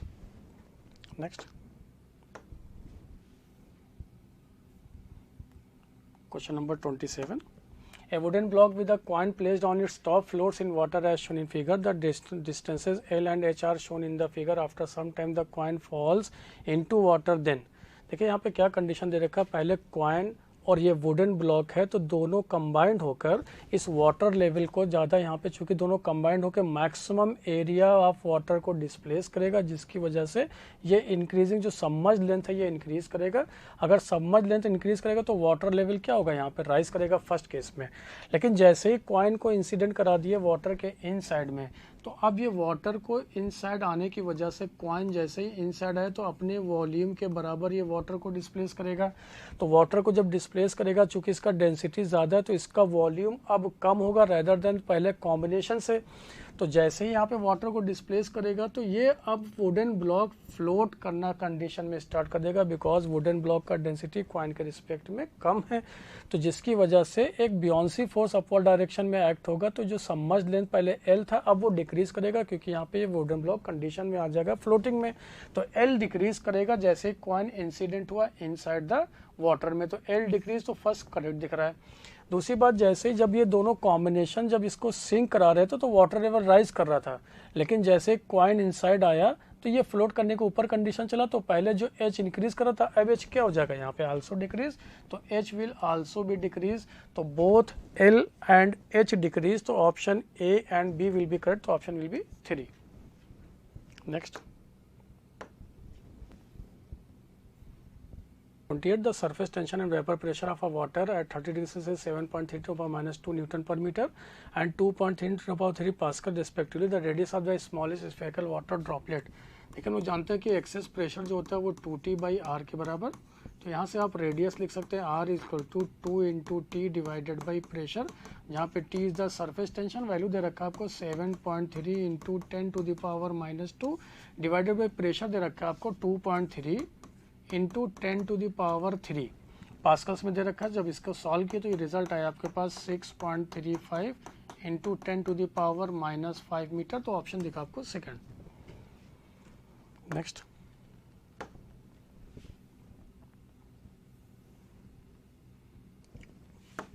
Question number 29. If a drop of liquid breaks into smaller droplets, it results in a lowering of temperature of the droplets. Let a drop of radius r break into n small droplets, each of radius r. Find the decrease of the temperature of drops. देखिए पहले यहाँ पे volume conservation से बात करें तो 4/3 pi are cube, 4/3 pi into are cube will be equal to n times of smaller, जिसका radius मान लेते हैं ड्रॉप का, स्मॉलर है कैपिटल का ये है। तो यहाँ से आपको एक रिजल्ट मिला कि 4/3 पाई इंटू आर क्यूब को लिख सकते हैं n times of 4/3 pi into are cube. Equation number 1 अभी इसको यूज़ करेंगे। अगर यहाँ पे सरफेस चेंज इन एनर्जी की बात करें तो डेल्टा ई जो surface energy will be equal to surface tension into change in area. तो यहाँ पे टी लिखे, ये लिखे 4 पाई आर स्क्वायर, चेंज हो रहा है इसमें n times of 4 pi R square में। तो क्या किए इसी चेंज इन एनर्जी को delta E will be equal to 3 into T किए, यानी 3 से मल्टीप्लाई कर रहे हैं, 3 से डिवाइड कर रहे हैं। तो 3 से मल्टीप्लाई 3 से डिवाइड करिए ऊपर नीचे, तो ये 3 इंटू टी, ये रिजल्ट आ गया आपके पास 4/3 पाई एक काम और किए वॉल्यूम लाने के लिए पाई आर क्यूब, तो आर अभी भी वही लिखा हुआ है आर स्क्वायर माइनस यहाँ पे लिखे n times of 4/3 pi into इसको भी लिखे R cube divided by R, वही रिजल्ट लिखा हुआ है। लेकिन n into 4/3 pi are cube की जगह पे आप लिख सकते हैं 4/3 पाई आर क्यूब। तो देखिए रिजल्ट आपको क्या दिखा 3t 4/3 पाई आर क्यूब, ये आ गया capital V volume divided by radius r minus n times of 4/3 pi are cube भी इसके बराबर है, तो क्या इसको भी वॉल्यूम के टर्म में लिख सकते हैं। तो ये भी आ गया कैपिटल V डिवाइडेड बाई यहाँ पे स्मॉल r दिखा है रेडियस का, ये हो गया 3t डेल्टा E, और यही एनर्जी के बराबर हो जाएगा m into S into delta theta, जहाँ पे delta theta change in temperature. क्या मास को हम लोग डेंसिटी इंटू वॉल्यूम लिख सकते हैं। तो अगेन यहाँ पे रिजल्ट लिखे 3t इंटू वी, यहाँ पे तो 1/r माइनस 1/r, मास बराबर density into volume into specific heat into delta theta, v से v कट हो गया, तो यहाँ से डेल्टा थीटा आपको मिला 3t divided by rho into S 1/r minus 1/r के बराबर। तो ऑप्शन आपको दिखा 3t by rho S 1/r minus 1/r, तो ऑप्शन आ गया आपके पास 4। Next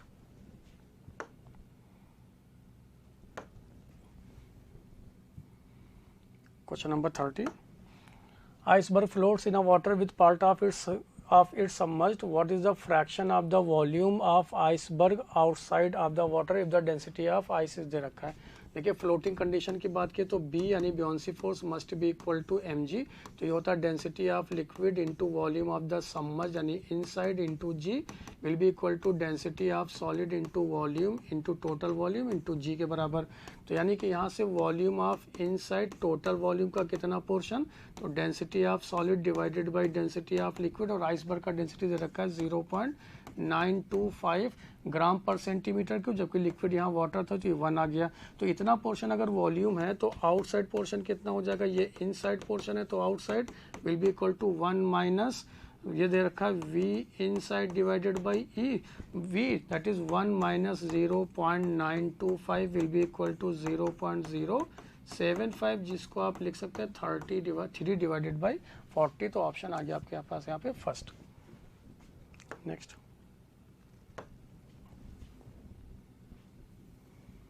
question number 31, two identical steel cubes of masses 100 gram side 20 centimeter collide head on face to face with a speed of 25 centimeter per second each. Find the maximum compression of each Young's modulus दे रखा है। तो अगर देखिए अगर यहाँ पे चूंकि collide किया स्पीड दे रखा है तो टोटल काइनेटिक एनर्जी की बात करें, टोटल काइनेटिक एनर्जी कितना हो जाएगा इस पूरे क्यूब के सिस्टम के पास में, तो लिख रहे हैं हम लोग total kinetic energy will be equal to 2 times of individual speed है उसका हाफ mv स्क्वायर, तो 2 से 2 कट हो गया, ये दिखा हम लोग को mv स्क्वायर। तो मास यहाँ पे दे रखा है आपको 100 ग्राम है, तो 100 इंटू इसको केजी में कन्वर्ट किए तो -3, स्पीड आपको दे रखा है 25 सेंटीमीटर, तो 25 into 25 into 10 to the power -4, चूँकि कन्वर्ट कर लिया इसको सेंटीमीटर को मीटर पर सेकंड में, तो ये वैल्यू आ गया 25/100 into 10 to the power -3, 10 to the power देखिए यहाँ पे 25 ये 100 इससे कट हो गया, तो यहाँ पे बचा -3 इंटू जूल में आ गया ये वैल्यू आपके पास।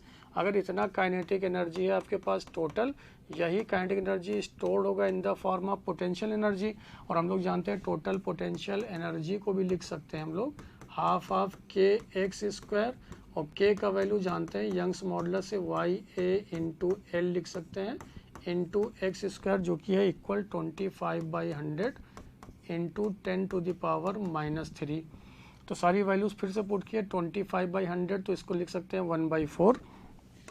देखिए यहाँ से रिजल्ट आ जाएगा आपके पास 1/4, डायरेक्ट आप लिख सकते हैं, that is 1/4 into 10 to the power -3 will be equal to 1/2 into Young's modulus आपको दे रखा है 2 into 10 to the power 11, 2 into 10 to the power 11, और एरिया आपको दे रखा है क्योंकि यहाँ क्यूब है तो एरिया हो जाएगा साइड का स्क्वायर, तो 20 into 20 into 10 to the power -4 divided by side का लेंथ भी आपको दे रखा है, लेंथ दे रखा है आपको यहाँ पे 20 सेंटीमीटर, तो उसकी वैल्यू भी पुट कर लिए, तो 20 into 10 to the power -2 into लिखे यहाँ से एक्स स्क्वायर, सॉल्व किए तो x का वैल्यू अप्रॉक्स में आया 4 into 10 to the power -7 metre के बराबर, तो ऑप्शन आपको दिखा यहाँ पे 3।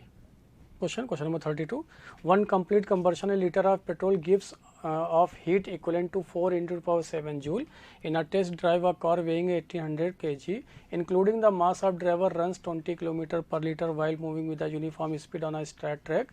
Assuming that friction offered by the road surface and air to be uniform, calculate the force of friction acting on the car during the test drive if the efficiency of the car engine were 0.5. देखिए अगर हम लोग efficiency की बात करें तो efficiency होता है output work divided by input work, जो कि दे रखा है आपको 0.5। तो पूछ रहा है यहाँ से कि आउटपुट कितना हो जाएगा, तो output will be equal to 0.5 into input work done. तो आउटपुट वर्क की बात करें तो force into displacement is equal to 0.5 into input work दे रखा है आपको 4 into 10 to the power 7 joule के बराबर पर लीटर है। तो यहाँ पे फोर्स की बात किया और जबकि यहाँ पे डिस्टेंस की बात करें वो 20 किलोमीटर जाता है पर लीटर में, जिसमें हीट का कंजर्वेशन होता है 0.5 into 4 into 10 to the power 7 joule के बराबर। तो यहाँ से एफ सॉल्व किए तो ये आ गया आपके पास 1000 न्यूटन के बराबर। तो ऑप्शन दिखा आपको second. Next question number 33, a man is squatting on the ground, gets straight up and stand. The force of reaction on the ground on the man during the process. देखिए जब तक man यहाँ पे standing condition में है ground के surface पे, तो इस पे नॉर्मल और mg इसके फोर्स को बैलेंस करेगा। लेकिन जैसे ये स्क्वाटिंग करेगा तो इसका मतलब ये नॉर्मल फोर्स अब ग्रेटर देन होना चाहिए इसके वेट mg से। जब तक वो अपने वेट mg से ज़्यादा फोर्स एग्जर्ट नहीं करेगा तब तक वो स्क्वाटिंग को परफॉर्म नहीं कर सकता। It means n greater than होना चाहिए अपने वेट से, जिसको आप लिख सकते हैं n minus M G is equal to M A के बराबर। तो यहाँ से खुद ही आपको दिखेगा n is equal to g plus a, यानी कि अब उसका नॉर्मल रिएक्शन उसके ज़्यादा हो जाएगा जब वो रेस्ट कंडीशन पे था। स्क्वाटिंग करने के बाद में लेटर फिर क्या हो जाएगा, वो स्टेबल कंडीशन पे आ जाएगा, तो फिर उसका n जो होगा बैलेंस करेगा mg को। तो फर्स्ट केस में ग्रेटर देन mg होगा, latter becomes equal to mg। तो option will be 3। Next Question number 34, an electron and proton are moving under the influence of a mutual forces. In calculating the change in the kinetic energy of the system during the motion, once ignore the magnetic force of the one another. This is because क्योंकि हम लोग जानते हैं कि work done by magnetic force जो होता है वो work done by magnetic force is 0, और वर्क डन जो होता है वो चेंज इन काइनेटिक एनर्जी के बराबर, दैट इज के फाइनल माइनस के इनिशियल। अगर वर्क डन 0 हो गया तो के फाइनल बराबर आ गया किसके, के इनिशियल के। यानी कि कभी भी मैग्नेटिक फोर्स किसी भी चार्ज पार्टिकल के ना तो स्पीड को इंक्रीज कर सकता है ना डिक्रीज कर सकता है, सिर्फ उसके डायरेक्शन को बदल सकता है। और यही बोला गया कि सिस्टम का kinetic energy during the motion क्या है, वो कैलकुलेट चेंज नहीं हो रहा है, ये due to the magnetic force do not work on each particle. तो option will be 4। Next question number 35, a pump on the ground floor of a building can pump up water to fill a tank of volume 36 meter cube in 20 minutes if the tank is 45 meter above the ground and the efficiency of the pump is 25%. How much electric power is consumed by the pump? Again यहाँ पे efficiency की बात है तो efficiency will be equal to output power divided by input power. तो efficiency आपको दे रखा है 25%, तो 25/100। तो यहाँ से पूछा गया कितना पावर इनपुट होना चाहिए मोटर के पास ताकि वो ऐसा कर सके। तो आप यहाँ पे लिखे 100 डिवाइडेड बाई 25। आउटपुट पावर को लिख सकते हैं work done divided by time. तो mgh work is a form of energy, तो mgh/t, यानी कि कितना इनपुट पावर मोटर को चाहिए ताकि वो 45 मीटर अबव टैंक को फिल कर सके 20 मिनट में। तो इसकी वैल्यू को पुट किया तो ये 4 हो गया। मास यहाँ पे दे रखा, मास होता है डेंसिटी इंटू वॉल्यूम, तो डेंसिटी इंटू वॉल्यूम पहले लिख लिए यहाँ पे। जी का वैल्यू 10, हाइट आपको दे रखा है यहाँ पे 45 मीटर, और समय लग रहा है उसको 20 मिनट, कन्वर्ट कर लिया उसको सेकंड में। तो फिर से इसको सॉल्व किए। 4 डेंसिटी ऑफ वाटर की बात करें तो 10 टू द पावर 3, वॉल्यूम आपको दे रखा है यहाँ पे 36 मीटर क्यूब, तो 36 लिखे into 10 into 45 divided by 20 into 60।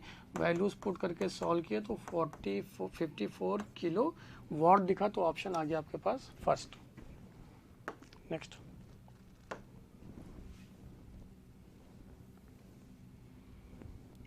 Question number 36, a trolley of mass 600 kg carrying a sandbag of 30 kg is moving uniformly with a speed of 36 km/h on the frictionless track.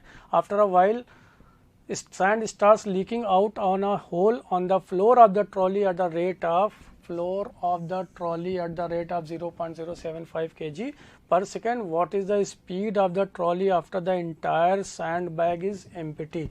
देखिए अगर यहाँ पे बात करें leaking of sand bag जो कि trolley के inside he हो रहा है, तो इसकी वजह से सैंड प्लस बैग यानी कि यहाँ पे जो सिस्टम हुआ उस सिस्टम पे एक्सटर्नल फोर्स क्या हो गया, जीरो, क्योंकि किसी भी एक्सटर्नल फोर्स का यहाँ पे कोई रोल नहीं, क्योंकि सैंड जो है वो लीक करके ट्रॉली में ही यहाँ पे इम्पिटी हो रहा है। तो it means external force on the sand plus trolley bag system is zero. अगर एक्सटर्नल फोर्स जीरो है तो सिस्टम का मोमेंटम क्या होगा, कांस्टेंट। अगर सिस्टम का मोमेंटम कांस्टेंट तो स्पीड रिमेन सेम, जो पहले था वो अभी भी remain same, that is 36 kilometre per hour. तो ऑप्शन विल बी 4. Next.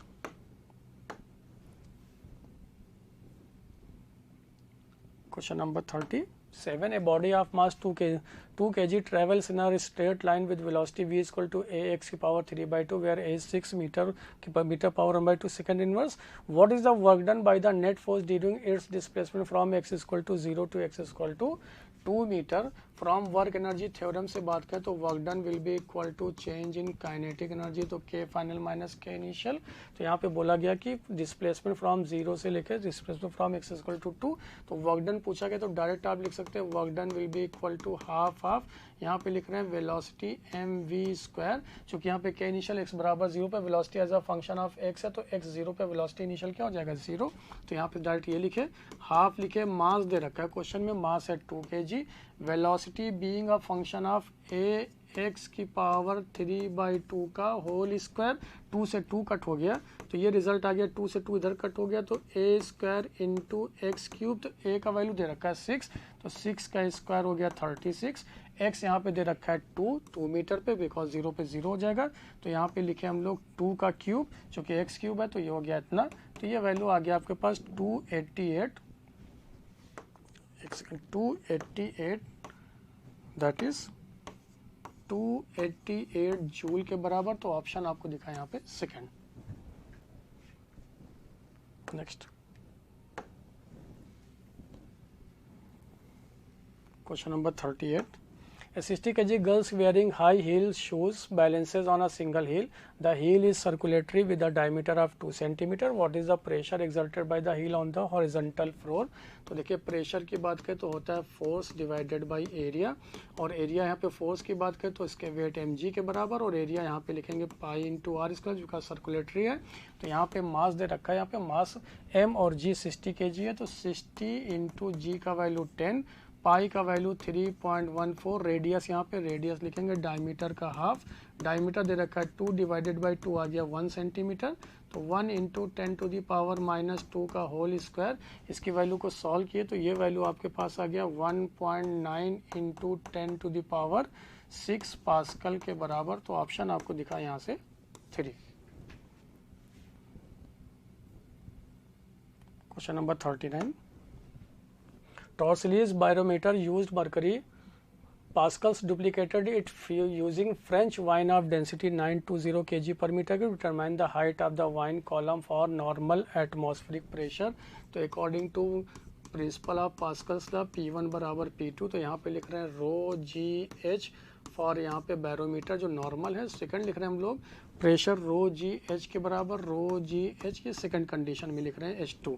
तो यहाँ पे मरकरी बोला गया कि मरकरी है तो उसका जो डेंसिटी होता है 13.6 into 10 to the power 3 into g का वैल्यू 10, हाइट होता है 72 सेंटीमीटर, तो -2 मीटर में कन्वर्ट कर लिया। इसका डेंसिटी बिकॉज केजी पर मीटर क्यूब में दे रखा था इसलिए सबको कन्वर्ट कर लिया, तो 920 केजी पर मीटर क्यूब, जी का वैल्यू यहाँ पे 10 और एच पूछा आपसे क्या हो जाएगा यहाँ पे, तो एच की वैल्यू को यहाँ से सॉल्व किए तो ये वैल्यू आ गया आपके पास 11.23 मीटर के बराबर। तो ऑप्शन दिखा आपको यहाँ पे first. Next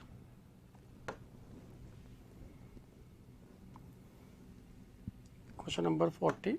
A U tube contains water and methylated spirit separated by mercury. The mercury columns in the two arms are in level with 20 cm of water in one arm, 24 cm of spirit on the other arm. यानी U tube यहाँ पे दे रखा है ऐसा कुछ, ऐसा यहाँ पे U tube मैनोमीटर है जिसका एक एंड पे यहाँ पे मरकरी है ऐसा, ये यहाँ पे मरकरी फील्ड है, Hg आ गया। इस केस में यहाँ पे वाटर दे रखा है तो वाटर है, और इस केस में यहाँ पे दे रखा है स्पिरिट है अकॉर्डिंग टू क्वेश्चन। फिर ये दे रखा है यहाँ पे जो हाइट दे रखा है, ये हाइट है यहाँ से यहाँ 20 सेंटीमीटर, और ये हाइट यहाँ पे मेंटेन कर रहा है 24 सेंटीमीटर। ऐसा सेम लेवल पे अकॉर्डिंग टू पास्कल्स लॉ जानते हैं प्रेशर क्या होता है, सेम ये पॉइंट ए ये point b, according to Pascal's law pressure at a will be equal to pressure at b. तो ए की बात किया तो यहाँ पे density of water into ji into height दे रखा है 20 centimetre will be equal to density of यहाँ पे स्पिरिट एस लिख लिए, यहाँ पे जी लिखे इंटू हाइट दे रखा है 24 सेंटीमीटर, जी से जी कट हो गया। तो यहाँ से पूछ रहा है density of spirit divided by, अगर लिखे यहाँ पे डेंसिटी ऑफ वाटर, तो यहाँ से क्या हो जाएगा, वाटर इधर लेकर आए तो 20 डिवाइडेड बाय 24, जिसका वैल्यू दिखेगा 0.83, और यही कहलाता है specific gravity, because density with respect to water, यही कहलाता है आपका स्पेसिफिक ग्रेविटी ऑफ स्पिरिट। तो ऑप्शन आ गया आपके पास 4, 0.83। Now next question number 41. The cylindrical tube of a spray pump has a cross section of 12 cm square, one end of which has 60 fine holes, each of diameter 2 mm. If the liquid flow inside the tube is 2 meter per minute, what is the speed of the ejection of the liquid through the holes?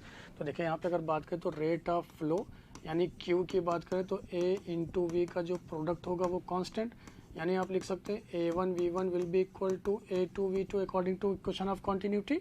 अगर A1 की बात करें तो यहाँ पे दे रखा है कि 2 mm, एरिया की बात करें तो pi into R square, because यहाँ पे डायमीटर दे रखा है, डायमीटर जो होगा रेडियस वो होगा डायमीटर का हाफ, तो ये मिल जाएगा आपको 1 mm, तो पाई इंटू आर स्क्वायर, तो 1 इंटू 10⁻³ का होल स्क्वायर इंटू इसका स्पीड पता करना है, लेकिन ऐसे ही आपके पास 60 फाइनरी होल्स दे रखा है तो 60 से multiply is equal to A2। यहाँ पे एरिया आपको दे रखा है 12 सेंटीमीटर का स्क्वायर, तो 12 इंटू 10⁻⁻4 लिखे, चूंकि एरिया यहाँ पे है 12 सेंटीमीटर स्क्वायर है, क्रॉस सेक्शन एरिया दे रखा है, इंटू वेलोसिटी की बात करें तो 2 मीटर पर मिनट है, तो 2 इंटू डिवाइडेड बाई 60, तो मीटर पर सेकंड में। तो यहाँ से ये वैल्यूज इसको सॉल्व किए तो V1 का वैल्यू आ जाएगा 0.212, जिसको अप्रॉक्स में 0.2 मीटर पर सेकंड, तो ऑप्शन दिखा आपको second. Now next question number 42. In a test experiment on the model aeroplane in a wind tunnel, the flow speed on the upper and lower surface of the wing are 80 meter per second and 70 meter per second respectively. What is the lift on the wing if its area is 3 meter square? Take the density of air to be 1.3 kg per meter cube. यानी from Bernoulli's theorem से बात करें तो P plus half of rho V square, चूँकि यहाँ पे horizontal की बात किया तो H0 बराबर कांस्टेंट, यानी कि P1 माइनस P2 जो कि यहाँ पे delta P will be equal to force divided by area will be equal to half of density into V2 square minus of V1 square. तो फोर्स पूछा गया तो F will be equal to half of rho into V2 square minus V1 square into area. तो हाफ और density यहाँ पे दे रखा है आपको 1.3, तो 1.3 पुट किए, V2 का वैल्यू दे रखा है यहाँ पे V1 V2 दे रखा है 80, ये हो गया 80 का स्क्वायर, और ये आपको मिला यहाँ पे 70 मीटर पर सेकंड का स्क्वायर इंटू एरिया। एरिया भी आपको दे रखा है कि in the test is 3 metre square, देखिए यहाँ पे एरिया भी मेंशन है तो यहाँ पे 3, सारी वैल्यूज को पुट करके सॉल्व किए तो ये वैल्यू आया आपके पास 2925 न्यूटन के बराबर। तो फोर्स मिला आपको 2925 न्यूटन, तो ऑप्शन बी 3। नेक्स्ट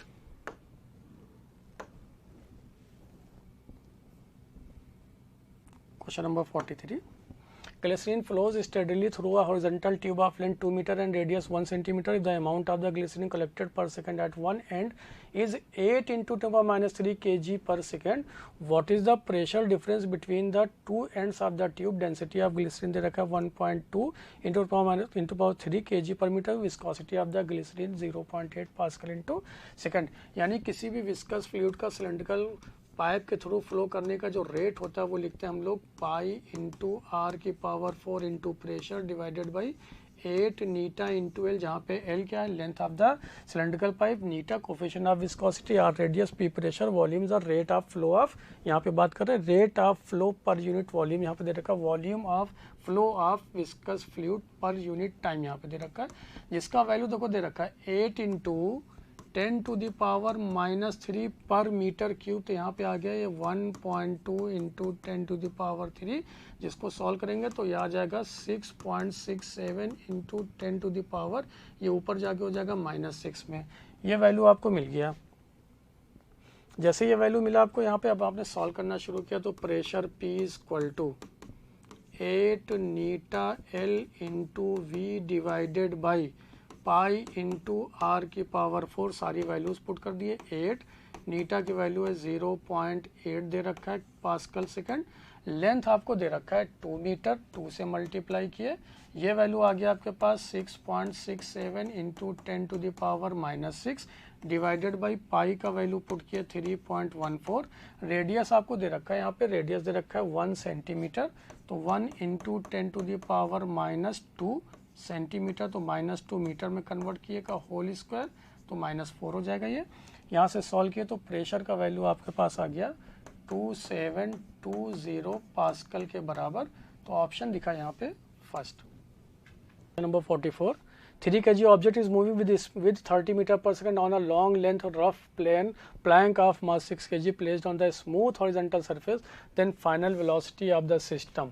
देखिए अगर यहाँ पे बात करें तो एक्सटर्नल फोर्स, पूरे सिस्टम की अगर बात करें तो फ्रिक्शन फोर्स यहाँ पे कैसा हो जाएगा, इंटरनल फोर्स, और इस पूरे सिस्टम में कहीं पे एक्सटर्नल फोर्स नहीं, तो क्या conservation, since external force on the system is 0, तो क्या यहाँ पे initial momentum will be equal to final momentum के बराबर, तो इनिशियल में आपके पास है 30 into 3 will be equal to, पूरा सिस्टम कंबाइंड होकर चलेगा, जिस स्पीड से उसको पता करना है दैट इज VC, यहाँ पे लिख लिया, तो ये हो गया 30 into 3 will be equal to 9, तो ये यहाँ से आ गया V कंबाइंड आ गया 10 मीटर पर सेकेंड, तो ऑप्शन दिखा आपको second.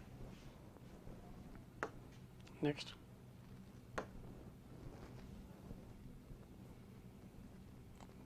Question number 45. A 8 kg block has a rope of mass 4 kg attached to its underside and a 6 kg block is suspended from the other end of the rope. The whole system is accelerated upwards at 3 meter per second square by an external force F naught।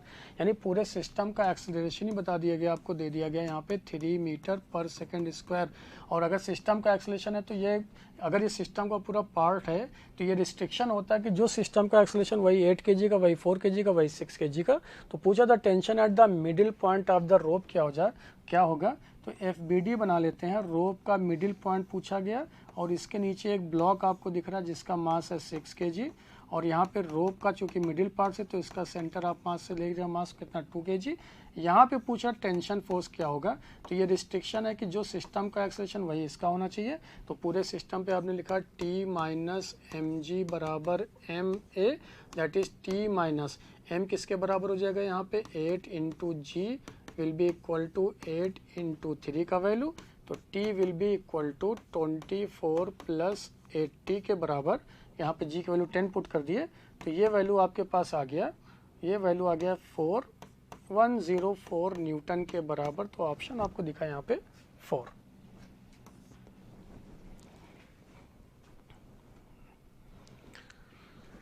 तो ये था आज आपका discussion students, thank you so much.